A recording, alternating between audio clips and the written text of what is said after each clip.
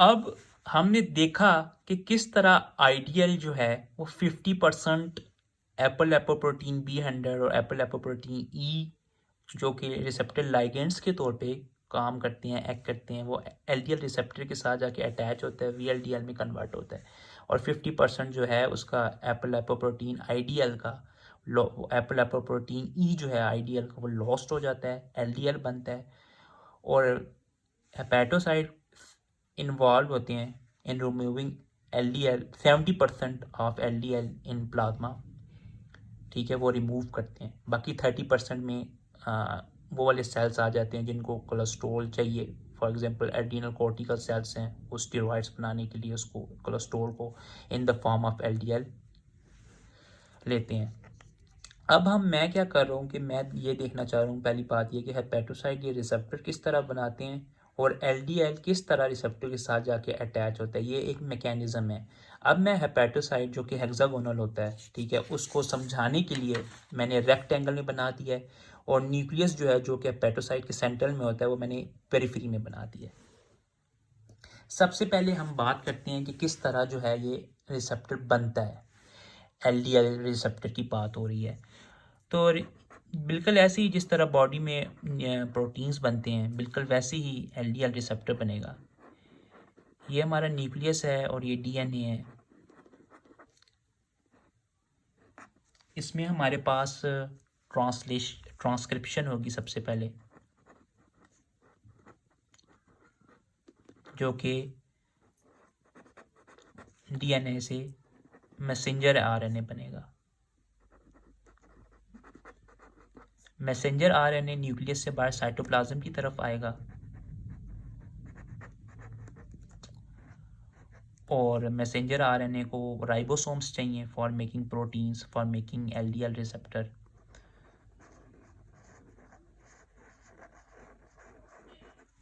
तो राइबोसोम्स के दो यूनिट्स होते हैं। तो यहाँ से मैसेंजर आरएनए और राइबोसोम्स मिल के ट्रांसलेशन होगी और हमारे पास एलडीएल रिसेप्टर बनेगा, एलडीएल रिसेप्टर, जिसको मैं इस तरह शो कर रहा हूँ, ठीक है। एलडीएल रिसेप्टर, एलडीएल रिसेप्टर जो है फिर एंडोप्लाज्मिक रेटिकुलम में जाएगा, वहाँ पे इसकी पैकेजिंग होगी, एंडोप्लाज्मिक रेटिकुलम में पैकेजिंग और रिसेप्टर की प्रॉपर फोल्डिंग होगी। उसके बाद ये रिसेप्टर जो है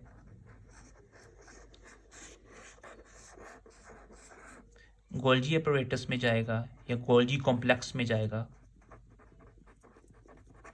वहाँ पे इसकी फर्दर पैकेजिंग होगी, और जब ये प्रॉपर सही तरीके से पैक हो जाएगा रिसेप्टर, तो ये इस तरह जाके मेम्ब्रेन की सरफेस पे ट्रांसपोर्ट होगा। तो ये रिसेप्टर की सिंथेसिस है, रिसेप्टर की सिंथेसिस है। एंडोप्लाज्मिक रेटिकुलम में इसकी फोल्डिंग हो रही है, गोल्जी एपरेटस में या कॉम्प्लेक्स में इसकी पैकेजिंग हो रही है, और ये बाय मेम्ब्रेन की सरफेस पे ट्रांसपोर्ट हो गया है। अब मेम्ब्रेन की सरफेस पे जो रिसेप्टर है ये एक जगह पे कॉन्सेंट्रेटेड होता है, मतलब इस तरह फैले भी नहीं पड़े होते, ठीक है। ये इस तरह जो है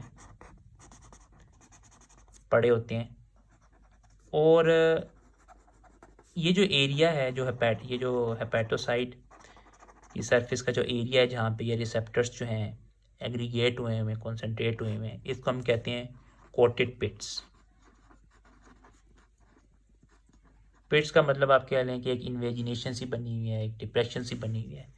अब क्या होगा कि जो एलडीएल है, एलडीएल किस तरह रिसेप्टर के साथ आके अटैच हो रहा है। एलडीएल के पास दो चीज़ें हैं, लो डेंसिटी लाइपोप्रोटीन। एक तो एपो लाइपोप्रोटीन B100 है, दूसरा जो है कोलेस्टेरॉल ईस्टर है, और टैग भी है होता है, लेकिन वो बहुत कम क्वांटिटी में होता है। तो एलडीएल जो है एप्पल एपोप्रोटीन B100 के ज़रिए से इस रिसेप्टर पे जाके अटैच होगा। उसके बाद ये जो कोटेड पिट है इसकी इन्वेजिनेशन होगी, मतलब कि ये एक तरह से आप कह लें कि एंडोसाइटोसिस हो रही है, एंडोसाइटोसिस हो रही है, इन्वेजिनेशन होगी। और इन्वेजिनेशन के बाद हमारे पास एक इस तरह का वेजिकल बनेगा जो कि रिसेप्टर एलडीएल कॉम्प्लेक्स होगा। और इस वेजिकल को हम एंडोसोम भी कह सकते हैं, या फिर आप सिंपल वेजिकल कह लें। ये वेजिकल क्या करेगा, लाइसोसोम्स के साथ जाके अटैच होगा, लाइसोसोम के साथ जाके फ्यूज होगा। लाइसोसोम सेल की एक इंपॉर्टेंट ऑर्गेनेलीज होती हैं लाइसोसोम्स के पास एंजाइम्स होंगे। ये एंजाइम्स क्या करेंगे, इस कॉम्प्लेक्स पे एक्ट करेंगे और एलडीएल को सेपरेट करेंगे फ्रॉम रिसेप्टर। एलडीएल सेपरेट हो गया,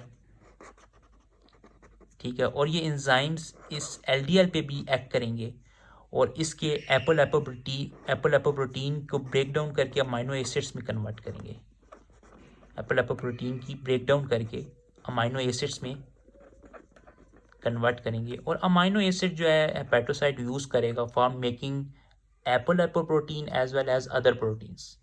तो ये एक तरह से अमाइनो एसिड जो है सेल के काम आ रहे हैं। दूसरा जो है इसका जो कंपोनेंट था कोलेस्ट्रॉल ईस्टर, ये एंजाइम्स कोलेस्ट्रॉल ईस्टर पे एक्ट करेंगे और कोलेस्ट्रॉल ईस्टर को कन्वर्ट कर देंगे कोलेस्ट्रॉल में, ठीक है। अब कोलेस्ट्रॉल जो है लाइसोसोम्स की सरफेस पे दो रिसेप्टर होते हैं, ट्रांसपोर्ट प्रोटीन्स होती हैं, NPC1 और NPC2। कोलेस्ट्रॉल जो है ये इन ट्रांसपोर्ट प्रोटीन्स के ज़रिए से इस वेजिकल को एग्जिट करेगा और साइटोप्लाज्म में आ जाएगा।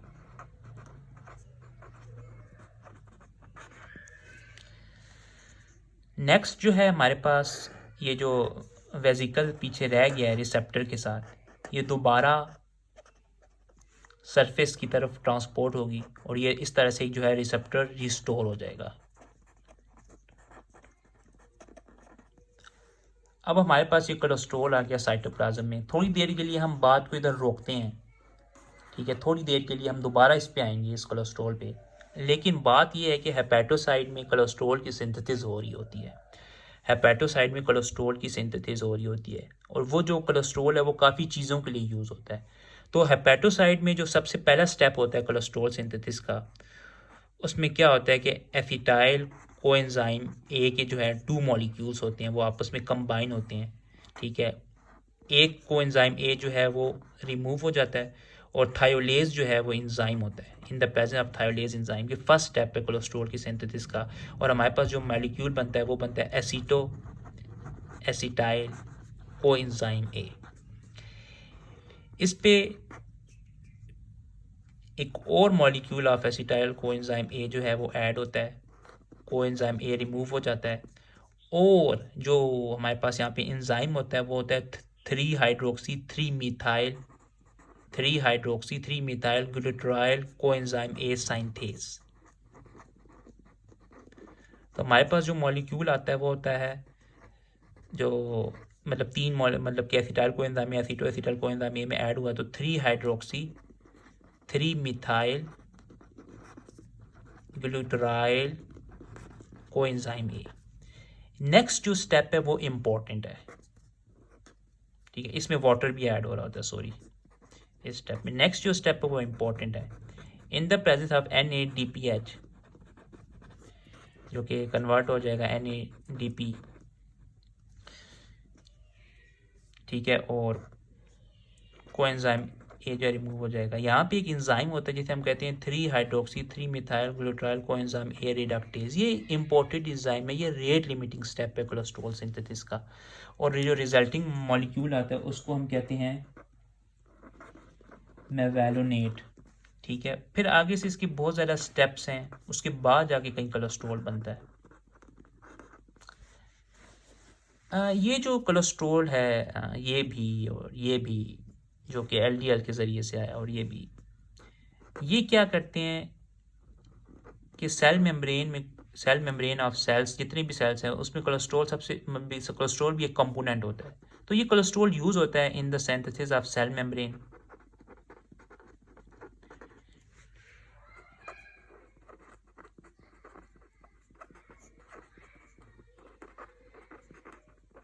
यही कोलेस्ट्रॉल यूज़ होता है in the synthesis of bile acids, जो कि हेपेटोसाइट बना रहे हैं। और अगर ये हेपेटोसाइट, अगर ये सपोज करें एडिनल कोर्टेक्स का सेल है, तो वो कोलेस्ट्रॉल को यूज़ करेगा टू फॉर्म स्टेरॉइड्स, ग्लूकोकॉर्टिकोस्टेरॉइड और मेंडालोकॉर्टिकोस्टेरॉइड्स।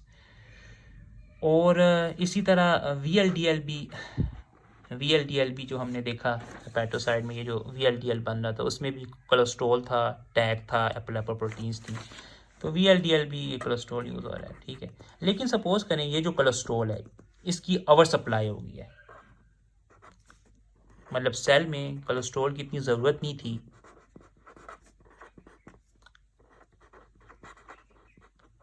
तो ओवर सप्लाई होगी। ये क्या करेगा ओवर सप्लाई ऑफ कोलेस्ट्रॉल? ये 3 एक्शन करेगा। सबसे पहले ये रिसेप्टर की सिंथेसिस को रोकेगा, रिसेप्टर की सिंथेसिस को इसका नेगेटिव फीडबैक होगा, रोक देगा, क्योंकि हमारा काम ये है कि हमने एक्सेसिव कोलेस्ट्रॉल को एक्यूमुलेट नहीं होने देना। और दूसरा क्या स्टेप है कि ये 3 हाइड्रोक्सी 3 मिथाइल ग्लूटाराइड कोएंजाइम रिडक्टेज पे जाके उसकी एक्टिविटी को, एंजाइम की एक्टिविटी को इनहिबिट करेगा, तो कोलेस्ट्रॉल की सिंथेसिस ख़त्म हो जाएगी। तीसरा ये है कि एक्सेसिव कोलेस्ट्रॉल जो है वो सेल में कोलेस्ट्रॉल ईस्टर की फॉर्म में स्टोर होना शुरू हो जाएगा। अब हम क्योंकि फेमिलियल हाइपर कोलेस्टेरोलिमिया की बात कर रहे थे, जिसमें ये रिसेप्टर ही नहीं है, इस रिसेप्टर की सिंथेसिस ही नहीं हुई, तो एलडीएल जो है वो हेपेटोसाइट के अंदर तो अब नहीं आ सकता, जो कि इन्वॉल्व थे 70% इन रिमूवल ऑफ एलडीएल, ठीक है। तो हेपेटोसाइट तो अब उसके अंदर नहीं आ सकता। होगा क्या कि जो हमारे पास मैक्रोफेजेस हैं वो क्या करेंगे, उनके पास भी एलडीएल रिसेप्टर होते हैं, माइक्रोफेजेस के पास भी, ठीक है। इनको हम कहते हैं स्केवेंजर रिसेप्टर्स। आम बॉडी में जो है एलडीएल की ट्रांसपोर्टेशन जो है वो एलडीएल रिसेप्टर से ही होती है, जो नॉर्मल है। स्केवेंजर रिसेप्टर से बहुत कम होती है। लेकिन जब एलडीएल रिसेप्टर ही नहीं बना, ठीक है, और हमारे पास क्या होगा कि एलडीएल जो है वो ज़्यादा ब्लड में बढ़ना शुरू हो जाएगा। वो कैसे बढ़ना शुरू हो जाएगा? एक तो एलडीएल अपने रिसेप्टर के साथ नहीं जाकर लग रहा है, दूसरा ये है कि हमने आईडीएल के बारे में पढ़ा था कि 50% जो है वो एलडीएल रिसेप्टर के ज़रिए से हेपेटोसाइट में इंटर होता है और वीएलडीएल में कन्वर्ट होता है। अब क्या होगा कि जब एलडीएल रिसेप्टर ही नहीं है तो पूरा का पूरा आईडीएल जो है वो 100% जो है एलडीएल में कन्वर्ट हो जाएगा। तो ये स्केवेंजर रिसेप्टर्स क्या करेंगे, जो एलडीएल ब्लड में है अगर वो ऑक्सीडाइज्ड हो जाए, क्योंकि ये नॉर्मल एलडीएल को अपटेक नहीं कर सकते, ऑक्सीडाइज्ड एलडीएल हो जाए तो स्केवेंजर रिसेप्टर्स जो है उसकी अपटेक कर देते हैं, ठीक है। लेकिन ये बहुत कम मतलब बहुत कम इसकी होती है, अपटेक होती है by means of scavenger receptors. तो नतीजा यही निकलता है कि एलडीएल जो है वो ब्लड में ज़्यादा होना शुरू हो जाता है, और इसे हम कहते हैं हाइपर कोलेस्टेरोलिमिया।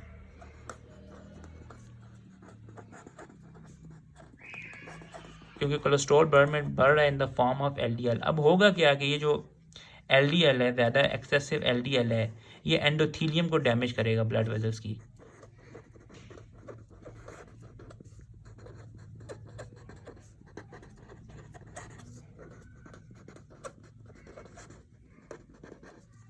जिसकी वजह से एथेरोस्क्लेरोसिस होगी, और इसको हम नेक्स्ट वीडियो में डिस्कस करेंगे डिटेल के साथ। दूसरा क्या होगा कि जो एक्सेसिव कोलेस्ट्रॉल है वो अलोंग टेंडन शीट्स जो है एक्यूमुलेट होना शुरू हो जाएगा, और इसको हम कहते हैं ज़ैंथोमास।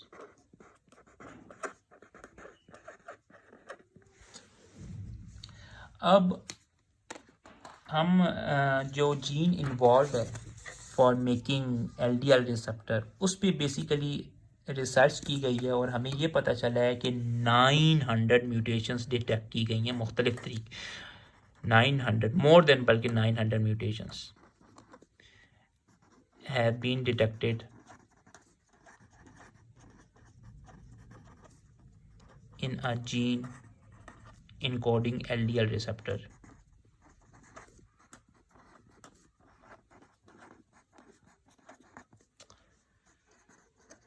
अब ये जो म्यूटेशंस हैं ये डिफरेंट टाइप्स की हैं, मतलब इस जीन में या तो डिलीशन हो सकती है या इंसर्शंस हो सकती हैं या नॉन सेंस म्यूटेशंस हो सकती हैं या मिस सेंस म्यूटेशंस हो सकती हैं। तो जो हमारे पास रिजल्टिंग डिफेक्ट आएगा इनकी वजह से, उस डिफेक्ट को हमने 5 ग्रुप्स में डिवाइड कर दिया है। सबसे पहले जो है वो है क्लास 1। क्लास 1 में क्या